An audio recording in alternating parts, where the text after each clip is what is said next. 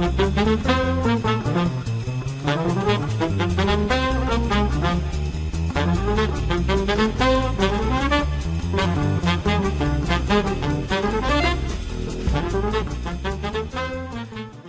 good morning. Welcome to Business Brains and the Bottom Line podcast. My name is Paul Delegri, your host, and my guest today is Tom Niavara. I hope I pronounced that right, Tom. Yep. Yeah. Close enough, Paul. Thanks for having me. You know, all those Polish names, they're hard to pronounce once in a while. Yeah. Tom, well, welcome to the show. Yep. Appreciate you coming on. Be here. Yeah. Thanks.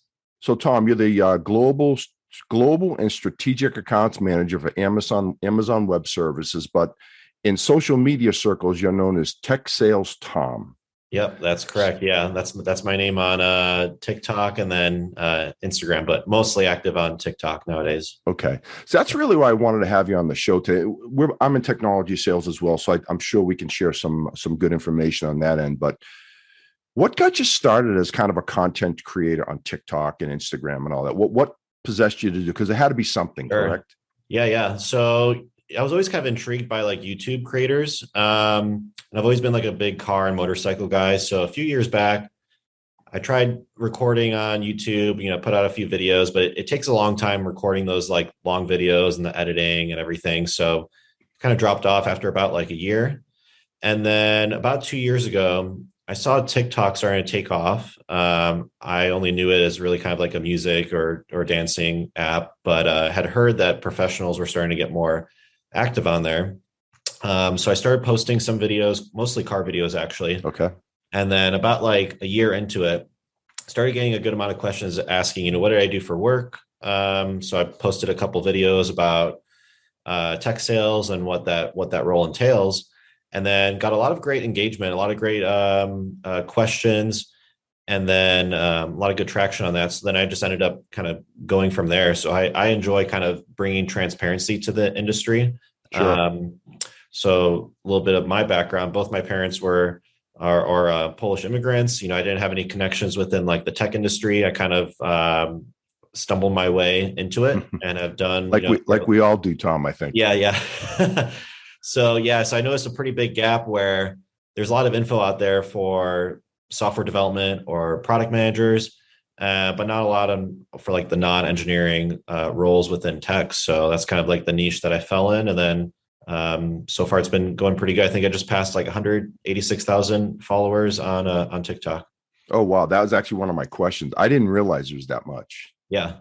So how often are you putting out content? It really varies. So what I like about the platform, the whole short form video thing is you don't have to be like super organized. I try to do like at least like a post a day, and there'll be some days where like I'll be on a roll. I'll just record like, 3 or 4 videos in a row and then I'll post them out. But I'll typically try to do like one a day, and then I'll mix it up between like variations on current trends and then like informational videos and then Q&A type videos as well. And what's nice with the platform is I essentially record everything just through my iPhone, through the native TikTok app. I edit it through there. So it keeps like the time commitment super low. Yeah. That's what, that was what I was going to ask you was, you do have a day job, right? And so how much time does this take? And it sounds like you got a pretty efficient system going right now. Yep. Yeah. If anything, what takes up more time is actually I'm fairly active in terms of responding to LinkedIn messages and Instagram DMs. I probably get at least like 20 a day from people asking me questions about tech sales, how to get in, people that are in the industry asking questions about how they could, advance within their careers. So that probably actually takes up more time now than the actual posting. Yeah. So that kind of leads me to a topic I want to talk to you about social selling, right? Yep. To be active there, it does take a commitment, right? Like me having this podcast, I'm pushing content out every day, and I get a lot of people respond to me. It takes time, right? It is a commitment because you don't want to just say thanks, right? You got to engage at a certain level, right? What's your take on that? Yeah, absolutely. I think a big thing with social selling is just building a brand for yourself.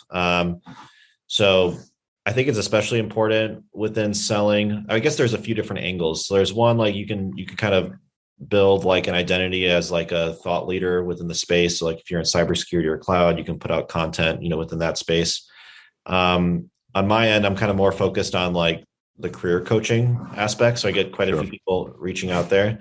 But no, I think it's going to be, I think we're going to see the importance of that grow even more. I think even like on LinkedIn, you're seeing probably how like they're pushing more on like you can see how like the feed has changed over the years in terms Yeah. of the types of content that they're promoting.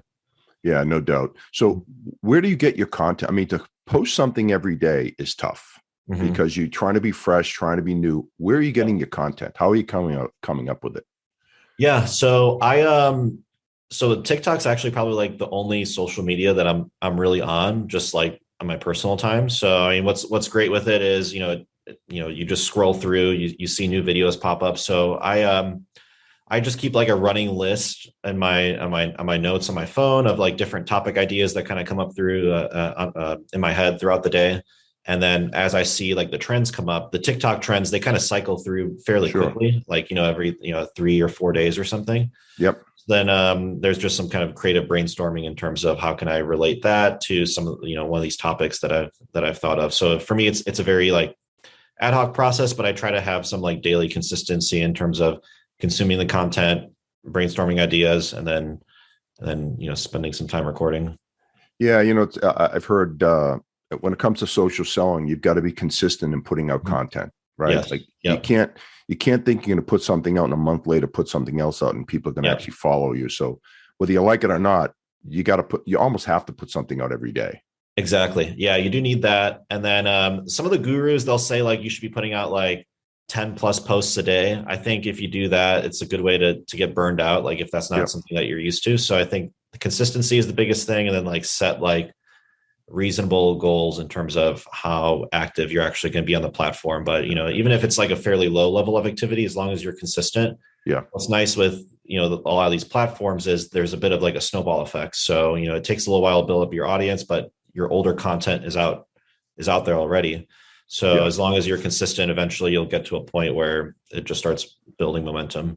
Yeah. So I'm not, I have a TikTok account. Don't use it that much. I'm going to start, I think.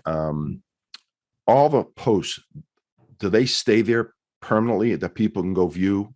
Yep. Yeah. So they stay on your profile. So people can go on your profile. You can create playlists and they can view all of the older videos. And actually, what I'll often see is like in my notifications, I'll see people that'll go through and they like 20 videos in a row. And I can tell that they stumbled across one of my videos and they kind of fell down a rabbit hole of consuming like a lot of my prior content. So yeah, they can definitely go to your profile, view all your older videos. And then TikTok, what they do is they have like the For You page. So their algorithm will push out content to viewers, and they usually do your most recent or your trending videos for that. But it's a very fairly accurate algorithm. Like I had one follower ask me if I knew of any resources or courses for learning cold emailing techniques. And I came across one from Mailshake, and I put out like just a quick video. I called out Mailshakes. They had like a free masterclass. It was like 4 hours or something. And within like the first like 500 views, I got a LinkedIn message from like the CEO saying that he saw my post on his For You page, and like I didn't even like tag them in the video Yeah. or anything, which is kind of crazy. So the algorithm is definitely pretty powerful in terms of getting your content in front of the right people. Yeah, they definitely go viral. I mean, it sounds like you've got a great following. And how long did it take you to gather 180 some odd thousand followers? Yeah, so I think to get to like the first 100,000, it was about a year, and then it started, slowing down a little bit. It's kind of funny the way that the growth happens is usually you'll get like, if you do it right, you'll get some videos that'll go like super viral. You'll get a ton of followers from that, and then your follower growth will stay kind of flat for a little while, and then it'll pick back up again. But yeah, it's been about 2 years for me to get to the point that I'm at right now. That's impressive. That's a lot of followers. And Yeah. do you feel the pressure that, oh man, I got to keep putting good stuff out? Because even on this podcast, right? I'm always looking for good guests that are interesting, and it does become a little bit of pressure there, right? Oh yeah, definitely. I mean, because like at first, like you're just kind of like putting out stuff there. You don't really care too much about the views, but then or the consistency. But I'm definitely at a point right now where like I'm kind of more cognizant about like the type of content that I put out. That Yeah. I want to make sure that the posts are like fairly high quality. Quality. Yep. And then so another thing that TikTok does is they also will punish you in the algorithm a little bit if you kind of go off niche, because they tailor the audience in terms of who they're showing your content to based on your prior videos, and they judge the performance of your future posts. So if you put out, 3 posts in a row that don't do very well, it's going to start dinging you in terms of promotion of like future videos. So yeah, there definitely is like a little bit of that pressure there. Have you had much negative responses on TikTok? There's always, I call them keyboard tough guys out Yeah. there. Everyone's a Yeah. tough guy until, like Mike Yeah. Tyson said, everyone's a tough guy until you get punched in the face, right? Yeah, yeah, yeah. I've had a few. Fortunately, not too many. Usually they'll come out when I post, because I do a lot of posts about like pay transparency, and I think a lot of people are like skeptical in terms of like how much the tech industry pays or how much sales pays within tech. So I'll get people that'll be skeptical of those. But for the most part, it's actually been fairly positive. I feel pretty fortunate. I'm connected with a few female creators in the tech industry that are on TikTok, and their experience is actually quite different. I think there's definitely like a lot more criticism towards the female It's creators too bad. within tech. Yeah, Yeah. That Mhm. is too bad. I hate to Yeah. hear stuff like that, Mhm. but again, I refer back to the being a keyboard tough guy. A lot of Yeah. people, they're brave sitting behind a keyboard, Oh but yeah. they would never say it to your face. That really frustrates me because I try to be pretty respectful on all social media Yeah. platforms. If I don't agree with something, where it be political or the way someone looks, Yeah. I'm not going to reach out and say Yeah. something negative. It's just disrespectful. Yeah. What is interesting with TikTok is like, so they do allow you to do video replies to comments. So like that's how I do some of my Q&A. And then sometimes I will do like a response to those types of comments, then ends up actually being like an interesting hook for like the Sure. video topic that I have. So, and I've seen other creators do that too. But for the most part, yeah, like the keyboard warriors, they're usually like, nothing on their profile and they're just, Yeah. totally anonymous and so on. Yeah. Yeah, they're super brave. Mhm. But Yeah. so how do you see this, social media in general, whether it be TikTok or LinkedIn or whatever? How do you see that affecting the way guys like me and you sell in the future or Yeah. today and in the future? What's your take on that? Yeah. So I think one of the trends that we've seen, let's say within selling over the past 5-10 years, is that buyers are entering the buying cycle at a later stage. So they're doing a lot of like research on their own, and then a lot of times by the time they're reaching out to the sales reps, they've already made a decision for the most part. And as sales reps, we want to get involved as early as we can within the Yeah. buying process. That way we can drive influence and everything. So I think where social media is definitely going to help is it's going to help us get in front of customers indirectly earlier Yep. on in the buying process, and then also just building more trust and credibility, I think, with customers too. So that's where we're going to see like the importance grow even more. Yeah. And I think it's But going to be especially important for like smaller startups as well. So I used to work at 2 smaller startups, and name recognition or brand recognition was definitely one of the challenges that you face, as opposed to like selling at a larger company. Like you yes. spend like the first meeting or two building credibility there. So I think we're going to see more software startups kind of focusing on their social media presence just to get in front of customers that way. So as a more effective means of marketing. Yeah, and it's a cheap way to get your name out there Oh too. yeah. Right. I mean, it's just, and I completely agree with what you said about, buyers are going to the social media. For Mhm. the statistic that I heard is 67% of buyers go to social media 3 to 5 times, to use, like to your point exactly, before they even contact a rep. Oh yeah. So Yep. we're not even around. Like, again, as a salesperson, you said it right perfectly. We want to get in early to build that Yep. relationship and trust. But, if the customer's sitting there at his keyboard and doing all the research, it makes it a little bit tougher for us. But that's why, like guys like you and me, we're doing social media to kind of build a brand for ourselves. Yep, exactly. Yep, definitely. Yeah, and then we're seeing like some of the other platforms, they're moving to like the short form video format as well. So I think that's where we're going to see a lot of the attention over the next couple of years. Are there any other platforms out there that are up and comers, do you think? I mean, obviously TikTok's pretty famous. Then the Yeah. usuals, Facebook, LinkedIn, Instagram, all those are pretty standard stuff at this point. Yeah, I think at this point it's more like the other platforms are they're actually trying to like replicate the short form video format that TikTok's been doing really well. So like, YouTube has shorts, Instagram has reels. I think I've heard LinkedIn is coming out, or they kind of actually do, they incentivize short form video format because you can do videos within the feed. Yeah. And then, yeah, I'm not too sure about any other platforms. I know Clubhouse was kind of big for a little bit, and that was actually kind of interesting in terms of Yep. like building an online presence and building credibility, since it was all talking, but it kind of fizzled out, I feel like. Yeah, I would agree with that one. I remember when that first came out, it was the hot thing. Now I Yeah. don't hear anyone talking about it Hmm. anymore. Yeah. So, what's your plan going forward? I mean, obviously you got a great following on TikTok. Yep. Anything else going forward that you got plans to do to help your sales career, I guess? Sure. Yeah. So I've actually gotten some like interesting sales consulting inbound leads requests for me to help startups build out like their sales teams. So I think we're going to continue to use my TikTok to kind of build that credibility and see what other opportunities get presented that way.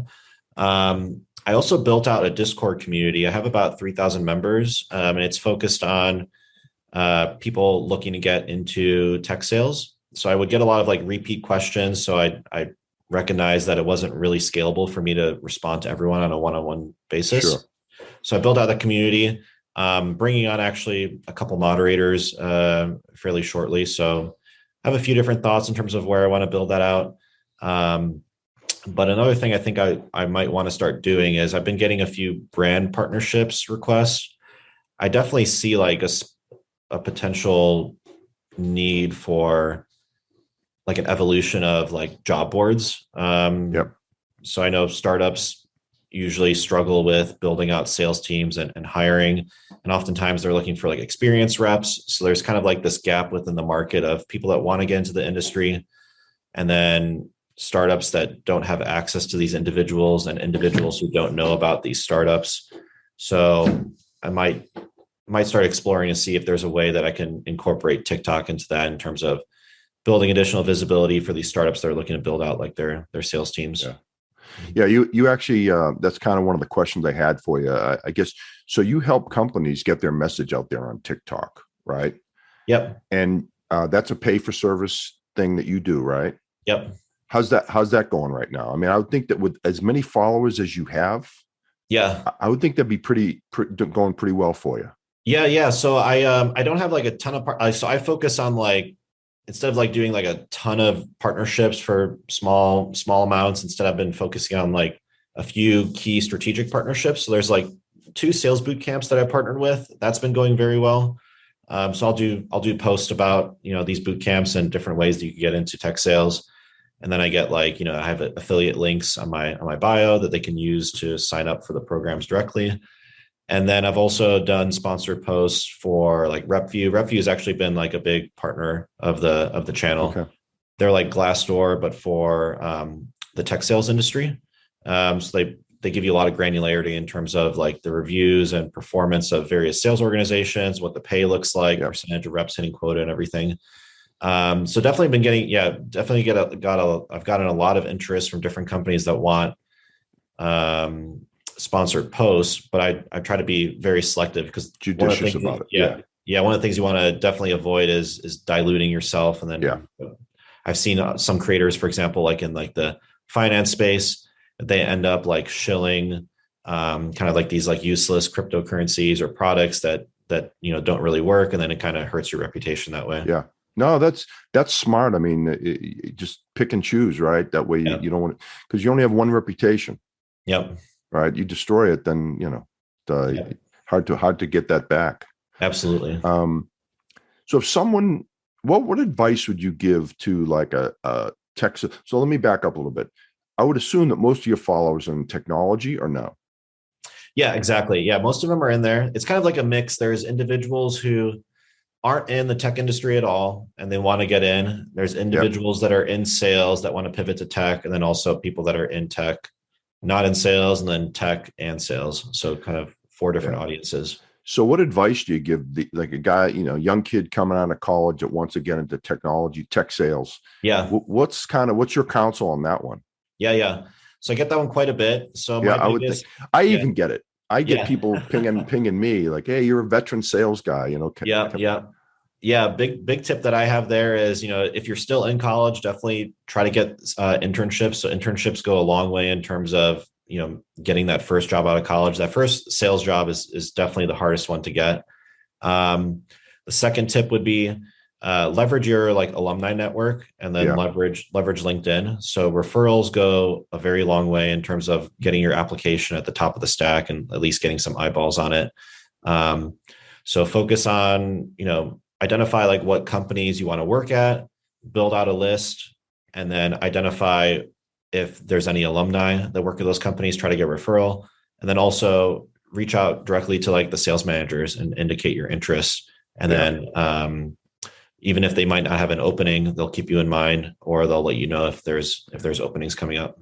Yeah, I always say when you're a salesperson looking for a job, you're basically a salesman with one product, Yeah, right? exactly. So think about it. If you sit and stare at your phone all day and wait for it to Yeah, ring, it's not going to happen, right? So yeah, I'm a big believer in networking. So yeah, that's if you really want to, and that's kind of ties right into what you're saying is just exactly. get your name out there, call as many people as you can, contact as many people as you can, tell them what you're looking for, and if you're Yep. aggressive enough, you'll get what you want. Exactly. Yeah. It's a numbers game, and you hit the nail on the head in terms of like treating it like a sales process. So, you just got to build out your pipeline, try to identify, let's say 40, different opportunities you want to work at. And then eventually one of them will stick. So what advice do you have for folks like us that want to get into the social media? Is it that would you recommend it? Is it for the faint of heart, or what do you think? I mean, you're doing it, I'm doing it. Yeah. I'm Yeah. not, I'm obviously doing a little bit different than you, but Yeah. you seem to have perfected this. Yeah. I would recommend it. And I think what does really well on the platform is pick like a niche and then kind of like stick to it. Especially as like you're building out your following. So let's say like if you're within like the cybersecurity industry and you're kind of like passionate about that, start putting out content, related to your niche or like the product that you're selling or supporting, and that can help build some credibility that way. If you're passionate about like, different like selling techniques, go ahead and focus on that. But I think the key is consistency is key. And then also try to keep like a fairly narrow focus just to make sure that your content's getting in front of like the right audience. And that's how you can build your following on the platform. Cool. Mhm. Well, Tom, if someone wanted to get in touch with you to seek your counsel, how would they do that? Yep. So you could reach out directly to me on Instagram, or on TikTok. So my name on TikTok is TechSales Tom. My landing page is techsalestom.com. So you can connect with me on LinkedIn through there, or send me a message through Instagram or an email. Awesome.